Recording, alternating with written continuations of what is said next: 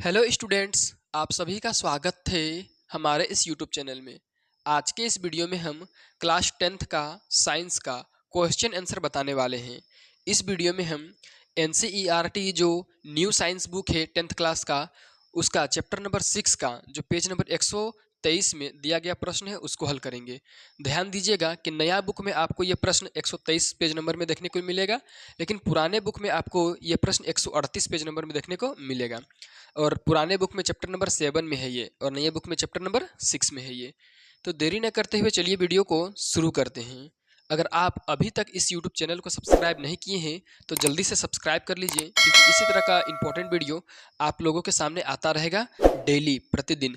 और भी सब्जेक्ट का वीडियो भी इस चैनल में आता रहेगा। तो चलिए अब शुरू करते हैं। तो चलिए देखते हैं फर्स्ट क्वेश्चन। इसमें पूछा गया है कि जंतुओं में रासायनिक समन्वय कैसे होता है। यानी हम लोग जैसे मनुष्य, गाय, बैल, भैंस, बकरी, सिर्फ इतना ही नहीं, जितने भी जंतु हैं उसके शरीर के अंदर जैसे पाचन, उत्सर्जन, और उसके शरीर के बाहर जैसे कि देखना या चौंकना या तो फिर प्रतिवर्ती क्रिया, वो सब कैसे समन्वय होती है, मतलब कि कैसे ठीक ठाक से चलता है। तो चलिए इसका आंसर देखते हैं।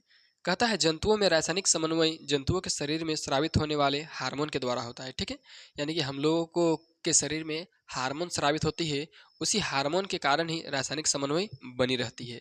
तो चलिए देखते हैं अब अगला क्वेश्चन। तो चलिए अब हम देखते हैं दूसरा प्रश्न।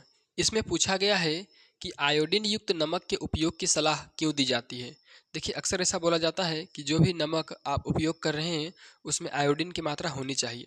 तो ऐसा सलाह क्यों दिया जाता है? तो चलिए इसका आंसर देखते हैं। आंसर में कहता है कि आयोडीन की कमी से थायराइड ग्रंथि पर्याप्त मात्रा में थायरोक्सिन हार्मोन का स्राव नहीं कर पाती है। ठीक है, जिसके कारण थायराइड ग्रंथि में सूजन आ जाता है तथा इससे घेंघा रोग भी हो सकता है। इसलिए आयोडीन युक्त नमक के उपयोग की सलाह दी जाती है। देखिए, हम लोगों का जो गला है उसमें एक उभार जैसा संरचना होता है। यही उभार संरचना जो है थायराइड ग्रंथि होता है। जब हम लोग के शरीर में आयोडीन की कमी हो जाती है तो यह थायराइड ग्रंथि सूज जाती है, मतलब इसमें सूजन आ जाता है। ठीक है, जिसके कारण यह घेंघा रोग भी उत्पन्न कर सकता है, घेंघा रोग भी इससे हो सकता है। इसलिए ऐसा सलाह दिया जाता है कि आप लोगों को या हम लोग सभी को आयोडीन युक्त नमक का सेवन करना चाहिए। तो चलिए अब देखते हैं अगला क्वेश्चन। तो चलिए देखते हैं 3 नंबर का क्वेश्चन। ठीक है, इसमें क्या पूछा गया है। जब एड्रीनलिन रुधिर में स्रावित होती है तो हमारे शरीर में क्या अनुक्रिया होती है। सबसे पहले आप ये समझ जान लीजिए कि एड्रीनलिन एक प्रकार का हार्मोन है। ठीक है, और जब यह रुधिर में स्रावित होता है यानी कि बहने लगता है तो क्या अनुक्रिया होता है, क्या परिवर्तन होता है हम लोगों के शरीर में, यही क्वेश्चन पूछा है। तो चलिए इसका उत्तर को देखते हैं और समझते हैं। कहता है जब एड्रीनलिन रुधिर में स्रावित होती है तो हमारे हृदय का धड़कन बढ़ जाता है तथा शरीर के सभी भागों में रक्त अत्यधिक मात्रा में पहुंचने लगती है। देखिए, जैसे ही हम लोगों के रुधिर में कौन हार्मोन, तो adrenaline hormone, adrenaline hormone adrenaline ग्रंथि से ही निकलता है। ठीक है ना, जब निकलकर हमारे रक्त में बहने लगता है तो जैसे ही हमारे हृदय के पास पहुंचता है तो हृदय का जो धड़कन है वो बहुत ज़्यादा बढ़ जाता है। ठीक है ना, जैसे जब हम डर जाते हैं तब। ठीक है, डरने पर हम लोगों के शरीर से ग्रंथि से एड्रेनलिन हार्मोन निकलता है और रक्त में बहने लगता है, जिससे हम लोग का हृदय का धड़कन बढ़ जाता है। ठीक है, तथा शरीर के विभिन्न भागों में क्या होता है, अत्यधिक मात्रा में रक्त पहुंचने लगता है। मान के चलिए आप डरे हुए हैं तो आप इसके डरने के बाद क्या करोगे, भागोगे कहीं। तो भागने के लिए क्या चाहिए, ऊर्जा चाहिए। तो ज़्यादा ऊर्जा के लिए शरीर के विभिन्न भागों में रक्त का अत्यधिक मात्रा में पहुँचना बहुत जरूरी है। ठीक है, यानी कि ये एड्रेनलिन हार्मोन क्या करता है, हम लोग को बचाता है एक तरह से। ठीक है, जैसे ही ये स्रावित होता है तो हम लोग को ज़्यादा मात्रा में ऊर्जा मिलने के लिए सभी भागों में रक्त अच्छे से पहुंचने लगता है। तो इसमें इससे क्या होता है, इससे हम असुरक्षा वाले स्थिति से निपट सकते हैं।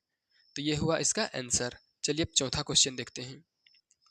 तो चलिए देखते हैं अब हम 4 नंबर का क्वेश्चन। इसमें पूछा है कि मधुमेह के कुछ रोगियों की चिकित्सा इंसुलिन का इंजेक्शन देकर क्यों की जाती है। ठीक है, सवाल पूछा है कि जिन रोगियों को मधुमेह का बीमारी होता है, ठीक है, उनका जो चिकित्सा किया जाता है, मतलब इलाज किया जाता है, उसमें इंजेक्शन दिया जाता है इंसुलिन का। तो ऐसा क्यों किया जाता है, इंसुलिन का ही इंजेक्शन क्यों दिया जाता है। तो चलिए इसका उत्तर को देखते हैं।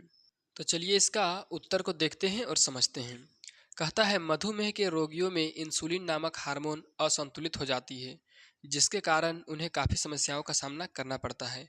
अतः इसी इंसुलिन को नियंत्रित करने के लिए इंसुलिन का इंजेक्शन लगाया जाता है।